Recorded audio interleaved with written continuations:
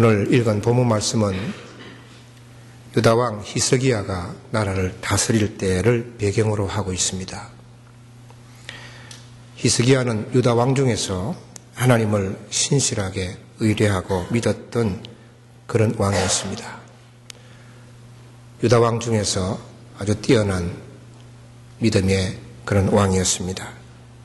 여러분 잘 아시다시피 그가 죽을 병에 걸렸을 때에 하나님께 간절히 기도함으로 그 생명을 15년 연장받은 일을 우리는 잘 알고 있습니다.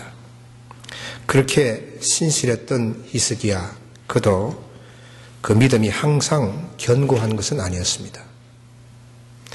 여러분 이스라엘이 두 나라로 분열되었지 않습니까?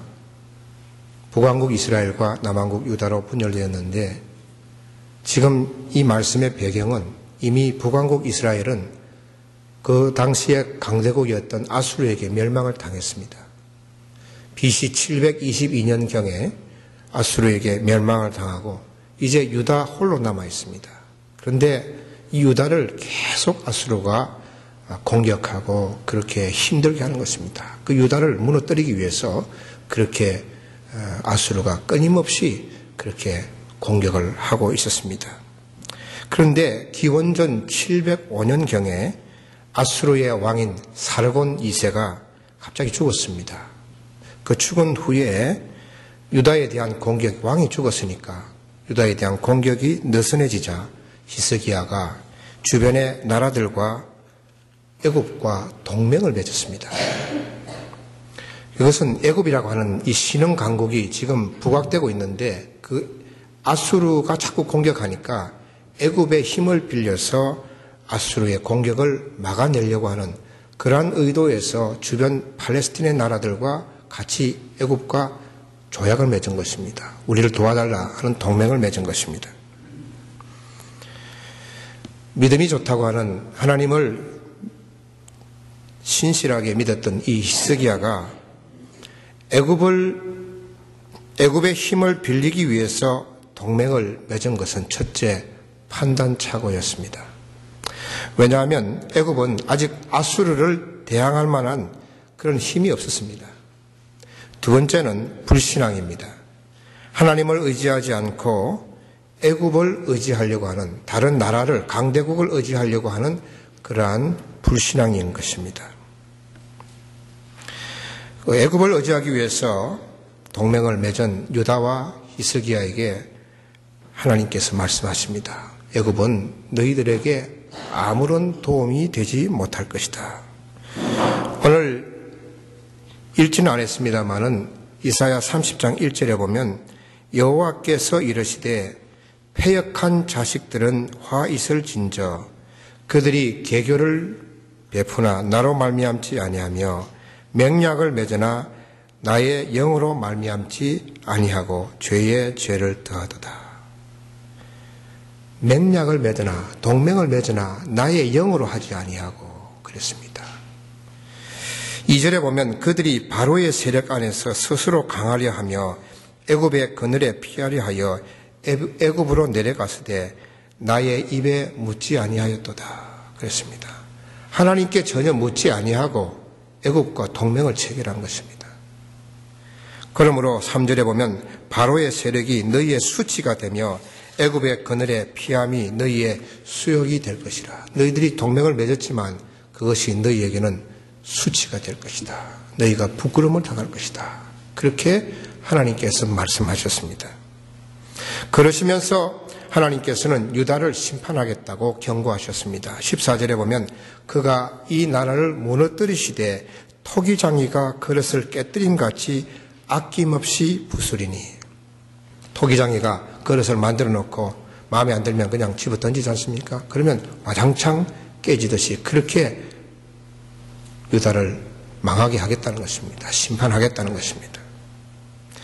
그런데 하나님께서는 심판을 경고하시면서도 유다에게 돌아오라 그렇게 말씀하셨습니다. 나를 신뢰하라 그렇게 말씀하셨습니다. 그런데 오늘 읽지는 않았습니다만은 유다가 그걸 원치 않았습니다. 뭐라고 말하냐면은 아수르가 만약에 공격해 오면 우리는 말을 타고 도망가겠습니다. 오히려 도망가겠다는 것입니다. 하나님께 돌아오지 아니하고 아수르가 공격하면 애국과 동맹을 끊지 아니하고 그것을 지키면서 오히려 도망가겠다는 것입니다. 그러자 하나님께서 쫓아오는 아수르는 도망하는 너희들보다 더 빠를 것이다. 그리고 그렇게 아수르가 공격해오면 남은 사람은 산꼭대기에 깃발같이 소수만 남을 것이라고 그렇게 말씀하셨습니다. 하나님을 의지하지 않고 애굽과 동맹에서 그 애굽을 의지하는 유다는 멸망할 것이니 지금 생각을 바꾸어서 하나님께 돌아오라. 하나님을 의지하라. 그렇게 했지만은 유다는 하나님의 말씀을 듣지 않았습니다.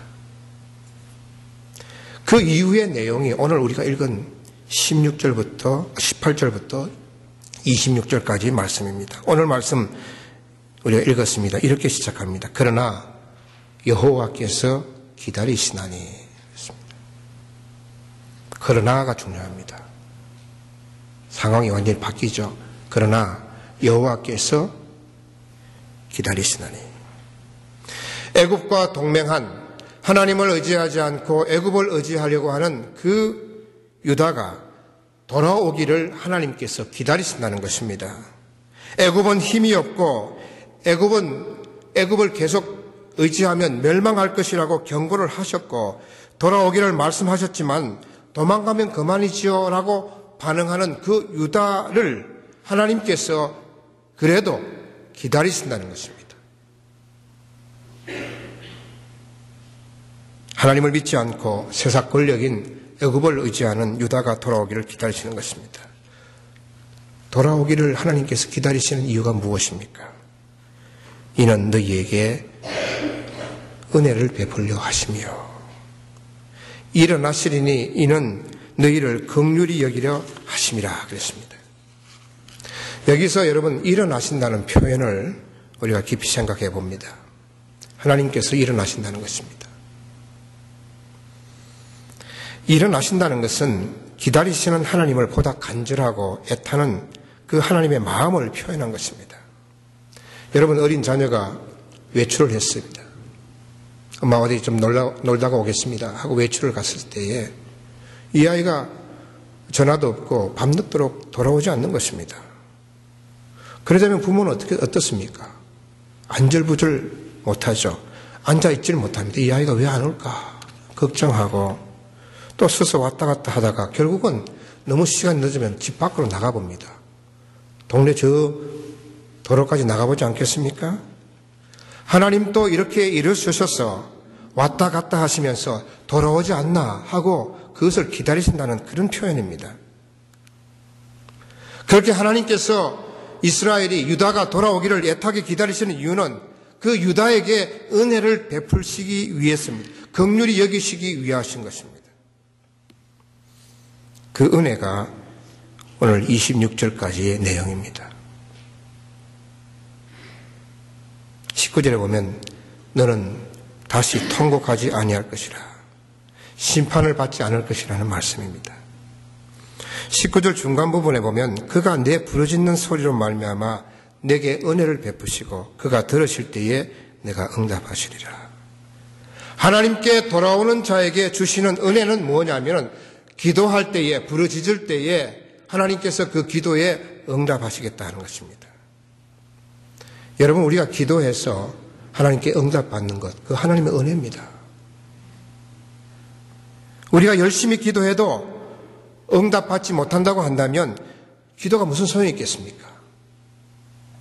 기도했으면 응답받아야 하지 않겠습니까? 그런데 하나님께 돌아오지 않으면 회개하지 않으면 아무리 기도해도 응답이 없습니다. 그렇기 때문에 하나님 왜 기도 응답하지 않습니까? 제가 이렇게 열심히 기도했지 않습니까? 금식하며 기도했지 않습니까? 그런데 왜 응답이 없습니까? 라고 묻기 전에 나 자신의 삶을 돌아봐야 하는 것입니다. 왜 회개하지 못한 것이 무엇이 있는가? 내가 하나님께 돌아오지 못한 그런 내 삶의 태도가 있는가 하는 것을 살펴보아야 하는 것입니다. 여러분 기도 응답이 하나님의 은혜입니다. 또 하나님의 주시는 은혜는 20절에서 21절입니다. 20절 중간 부분에 보면 내 스승은 다시 숨기지 아니하시리니 내 눈이 내 스승을 볼 것이며 너희가 오른쪽으로 치우치든지 왼쪽으로 치우치든지 내 뒤에서 말소리가 내 귀에 들려 이르기를 이것이 바른 길이니 너희는 이리로 가라 할 것이며. 참 중요한 말씀입니다. 스승을 다시 숨기지 아니하시리니 내 눈이 스승을 볼 것이며 그랬습니다. 이게 하나님의 은혜입니다. 여러분, 스승은 누구냐면 선지자를 말합니다. 하나님의 말씀을 전하는 선지자를 말하는 것이죠. 하나님의 말씀을 전하는 사람을 숨긴다는 것은 하나님의 말씀이 전해지지 않는 것입니다. 여러분, 우리가 사는 이 세상에 하나님의 말씀이 전해지지 않으면 어떻게 되겠습니까? 아모스 8장 11절에 보면 내가 기근을 땅에 보내리니 양식이 없어 주림이 아니며 물이 없어 가람이 아니요 여호와의 말씀을 듣지 못한 기갈이라 그랬습니다. 하나님의 말씀이 없으면 영적으로 기근인 것입니다. 기갈인 것입니다. 그런데 하나님의 말씀을 전하는 사람을 숨기지 아니하고 드러내게 해서 하나님의 말씀을 주시겠다는 것입니다. 그래서 듣는 사람의 귀에 하나님의 말씀을 듣게 되어서 그 말씀대로 바른 길로 가게 하겠다는 것입니다. 그게 하나님의 은혜입니다. 여러분, 하나님의 말씀이 없는 것이 기근이요, 하나님의 말씀이 없는 것이 심판입니다. 하나님의 말씀이 없는 것이 재앙입니다. 하나님의 말씀이 강단에서 하나님의 말씀을 선포하고 내가 성경을 읽고 하나님의 말씀을 보아도 내 마음속에 그 말씀이 들어오지 않는다고 한다면 그것이 심판이요, 그것이 재앙입니다.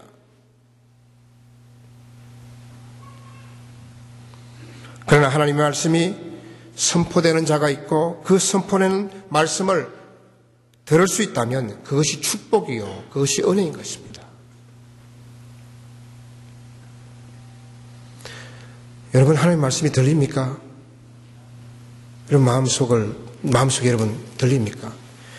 말씀이 여러분 마음을 움직입니까? 그것이 은혜입니다. 축복입니다.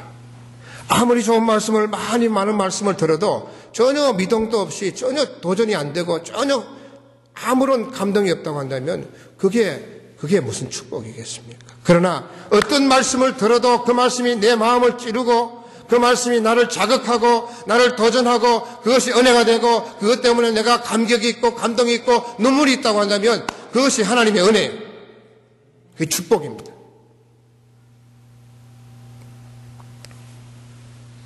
다음으로 하나님의 은혜는 22절입니다. 또 너희가 너희 조각한 우상에 입힌 은과 부어 만든 우상에 올린 금을 더럽게 하며 불결한 물건을 던진같이 던지며 이르기를 나가라 하리라.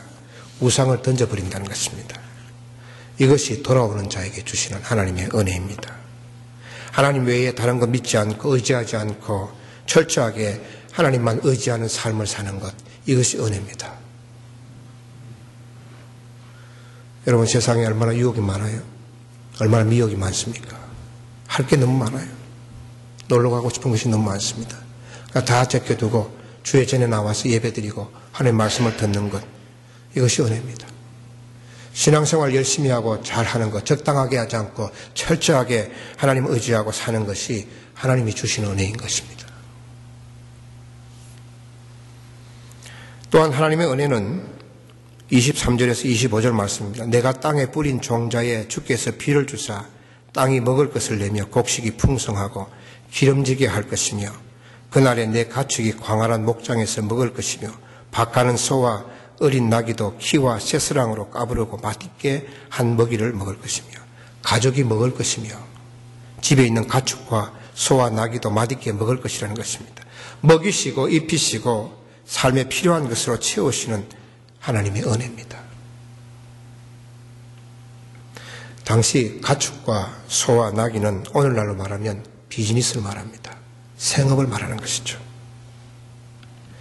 우리가 하는 일, 우리가 하는 생업, 그것에 축복하시는 것, 그것이 여러분 하나님의 은혜인 것입니다.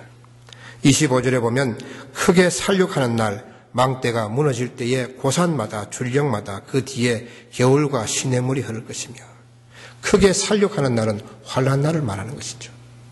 환난 날에도 겨울과 시냇물이 흐른다 그랬습니다. 물은 무엇에 필요합니까? 농사 짓는데 필요한 것이 물이지 않습니까? 겨울물과 시냇물이 흐른다.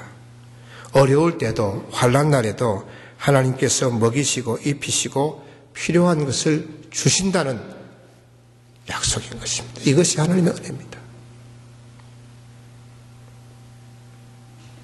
마지막으로 하나님의 은혜는 26절입니다. 여호와께서 자기 백성의 상처를 싸매시며 그들의 맞은 자리를 고치시는 날에는 달빛은 햇빛 같겠고 햇빛은 7배가 되어 7날의 빛과 같으리라. 상처를 싸매시고 맞은 자리를 고치시는 은혜입니다. 그래서 달빛은 햇빛처럼 밝게 되고 그리고 햇빛은 7배로 밝을 것이라는 것입니다. 건강할 때보다 더 건강한 삶을 살게 된다는 약속입니다. 여러분, 상처는 겉으로 드러난 일반 병원에서 치료할 수 있는 그런 상처도 있지만 마음의 상처, 내면의 상처, 눈에 보이지 않는 상처가 있습니다. 오늘날 우리 살아가는 현대인들은요, 병원이 잘 되어 있기 때문에 오래 장수하지 않습니까? 각종 병원에서 시설이 좋고 치료를 잘합니다. 그런데 대신에 육체의 질병도 많지만은, 물론 많지만은 그보다도 현대인들의 마음의 상처가 더 많아지고 있는 것 같습니다. 그래서 마음이 건강하지 못한 사람들이 많습니다. 그런데 여러분, 마음이 건강하지 못하면 그것이 육체의 질병으로 나타나게 되어 있습니다. 그래서 분노가 심하면, 화를 잘 내면요, 간이 상한다고 합니다. 그리고 우울이 심하면 폐가 상하게 된답니다. 그리고 무서움이 많고 공포가 심하면 신장이 상하게 된다고 합니다. 그리고 지나치게 집착하면 비장이 상하게 된다고 그랬죠. 마음의 병이 결국은 육체의 병으로 진전이 되는 것이죠. 여러분, 마음에 상처가 없는 사람이 없습니다. 그 상처는 여러 가지 요인으로 이루어지죠. 대인관계, 사람과의 관계 속에서, 또 내가 하는 일이 잘 풀리지 않아서 억울한 일을 당했을 때에 그것이 마음의 상처가 됩니다. 그 마음의 상처는 상처 입은 사람의 삶에 부정적인 영향을 줍니다. 부정적인 부모 밑에서는 부정적인 자녀가 자라게 되죠. 야단 맞고 자란 자녀들은 상처가 쌓여서 자존감이 낮은 사람이 됩니다. 요즘 존속살인들이 많습니다. 아버지를 죽여요. 어머니를 죽입니다. 그 이유를 추적해 보니까요, 어릴 때 부모한테 너무 많이 맞아가지고. 그래서 제가 어제 저녁에 이 말씀 가지고 예배 드리면서 내가, 너희들 나한테 상처 없냐? 내가 아들들한테 물었어요. 상처 있대요.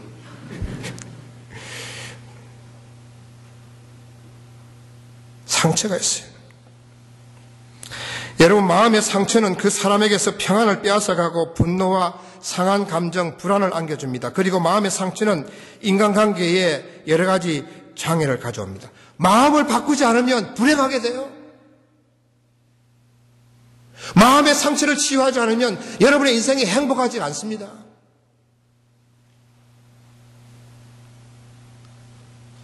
이런 상처를, 내가 받은 상처를 그냥 내버려 두는 것이 아니고 방치해 두는 것이 아니고 그것을 치료할 때에 우리는 행복한 인생을 살 수가 있는 것입니다.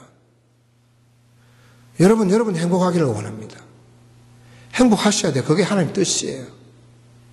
항상 기뻐하라 그랬습니다. 기뻐하는 삶을 사는 것이 내 뜻이 아니고 내 인생의 목표가 아니고 하나님이 원하시는 거예요.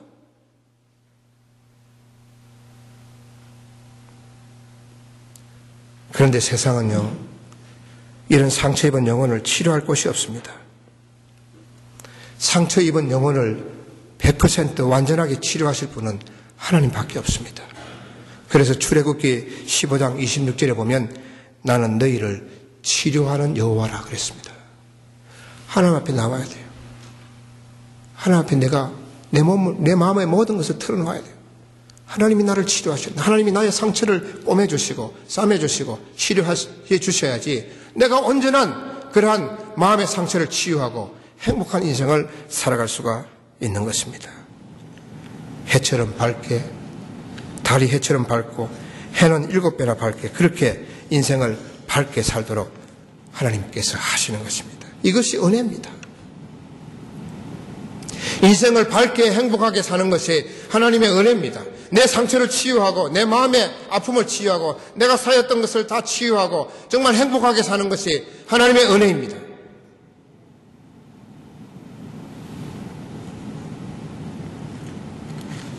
사랑하는 성도 여러분, 하나님은 기다리시는 분입니다. 그 기다리시는 은혜가 하나님의 놀라운 사랑이죠. 오랫동안 기다리십니다. 돌아오기를 일어서서 기다리십니다. 그리고 돌아오는 자에게 은혜를 베푸시는 것입니다. 돌아오는 것이 무엇입니까? 하나님께 돌아오는 것이 무엇입니까? 회개하는 것입니다. 구체적으로 불신앙에서 신앙으로 돌아오는 것입니다. 애굽을 의지했던 유다가 애굽을 버리고 하나님을 믿고 의지하는 것입니다. 이것이 돌아오는 것입니다. 세상에 의지할 것 많습니다. 힘 있는 사람을 의지합니다. 내가 가진 재물을 의지합니다. 내 지식과 내 위치를 의지합니다. 나 자신을 의지합니다. 누가 나를 도와줘? 내가 제일이지. 내가 살아야지. 여기서 하나님을 의지하는 것으로 돌아오는 것입니다. 하나님을 철저하게 믿고 의지하는 것입니다. 이것이 돌아오는 것입니다.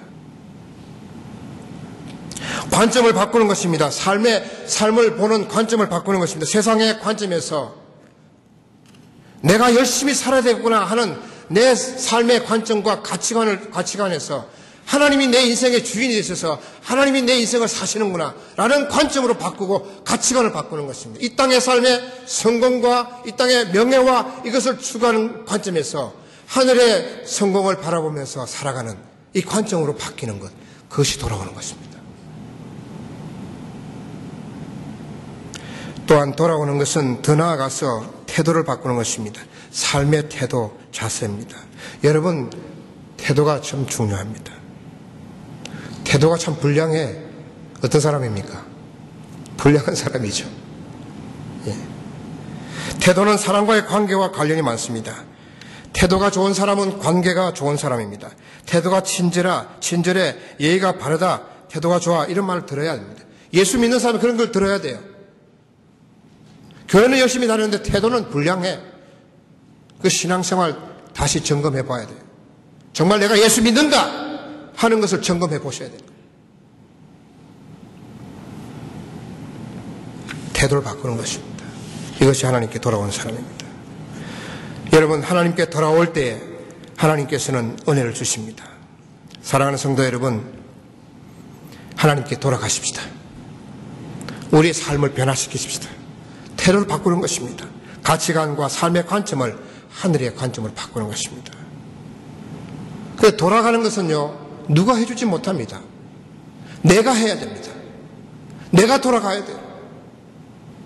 하나님 해주시겠지. 안 해주십니다. 여러분이 하셔야 돼요. 여러분이 결단하셔야 돼요. 여러분이 결정하셔야 돼요.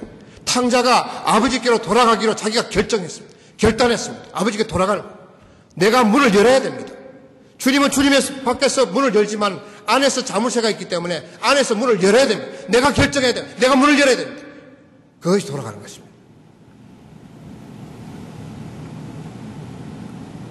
여러분 모두는 저를 비롯해서 하나님께로 돌아가셔야 합니다. 그래야만이 하나님이 주시는 은혜를 받을 수가 있습니다. 하나님의 은혜는 무엇입니까? 심판이 없는 것입니다. 기도의 응답을 받는 것입니다. 하나님의 말씀이 내 귀에 들리는 것입니다. 우상을 던져버리고 세상적인 것 좋아하지 않고 하나님을 철저히 신앙하는 것입니다. 그리고 먹을 것, 입을 것, 가정, 사업에 하나님이 주시는 축복입니다. 마지막으로 마음의 상처를 치유하는 것입니다. 우리 오늘의 성도 여러분 모두는 매일매일의 삶에 하나님께로 돌아가셔서 하나님의 은혜를 받는 여러분 되시기를 축원합니다. 하나님은 여러분을 지금도 기다리십니다. 기도하겠습니다.